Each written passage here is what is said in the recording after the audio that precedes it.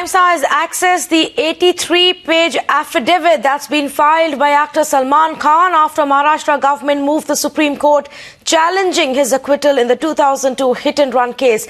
Now, Salman in the affidavit says he's been falsely implicated. He reiterates he was not driving the car, that no eyewitnesses or proof about him being at the wheel or him having consumed alcohol have been presented by the prosecution. So he's gone into details in these 83 pages to say the prosecution failed to produce a single eyewitness to prove that he was behind the wheel.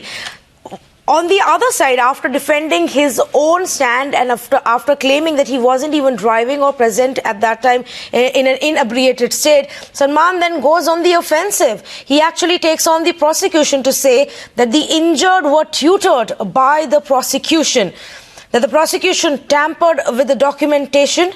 In fact, he also goes on to say that Kamal Khan, who Salman claims was with him in the car that night, was deliberately not examined by the police or the prosecution, and all this while that the cops fabricated evidence, collected random bills, tampered with the evidence to implicate the actor.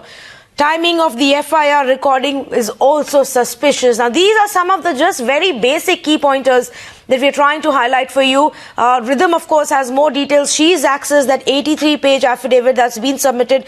Rhythm, this was submitted on 18th of March, but there are two interesting angles to this. Of course, one of how he defends himself, claims that he was not even driving the car.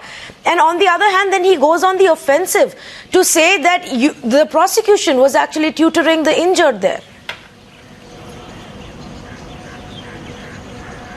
Absolutely, and Tanvi, this is an 83-page affidavit that is very clearly making out Salman Khan's case that he's been falsely implicated. In fact, right on page 2 of this affidavit, he goes on to say, I have been falsely implicated in this. The prosecution's case is, and he goes on to talk about the prosecution's case. But very interestingly, the first thing that you did say, Tanvi, he says at one point, Kamal Khan being the only other eyewitness, according to the prosecution, was deliberately not examined by the prosecution in the course of the trial. You know, this is just the start of what he's trying to say in these pages, because he's very clearly trying to say that Ravindra Patil gave an inconsistent testimony that was taken into record. In fact, Kapil Sibal also, who's appearing for him, said the entire case against Salman Khan is only based on the testimony of Ravindra Patil, and the High Court in Bombay had disregarded it.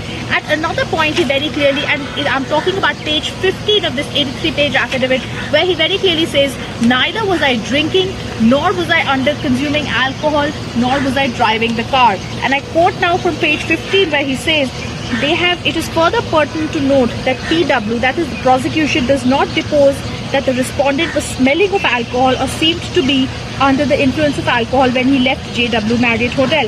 At another point, he says, it is not believed that in fact the respondent drove to or from JW Marriott. Not a single eyewitness could be found by the prosecution to depose to this effect that he was driving.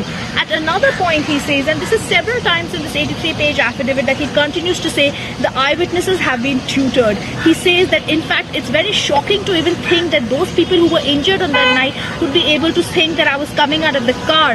How could they even know, because they were under so much stress? How could they even know that I was coming out of the car on that night? They were in such pain on that night.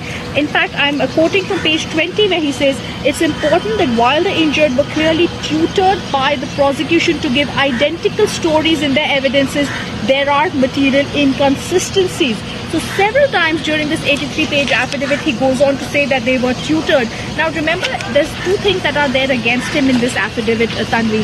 One is the fact that he says he was not driving. For that, he says that there were two drivers on that night who were driving for him.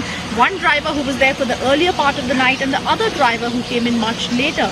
The second point that he says is he was not under the duress of alcohol. This is one point that the Attorney General, speaking for the Maharashtra state in the Supreme Court in the last hearing, had continued to say Salman Khan had alcohol in his body. That was twice as much as had been there. It was several times more than what any normal person would have. However, in this affidavit, at several places, he says that the blood samples, the way they were taken, the way they were collected, there was tampering, there was not the right procedure, the standard procedure had not been followed.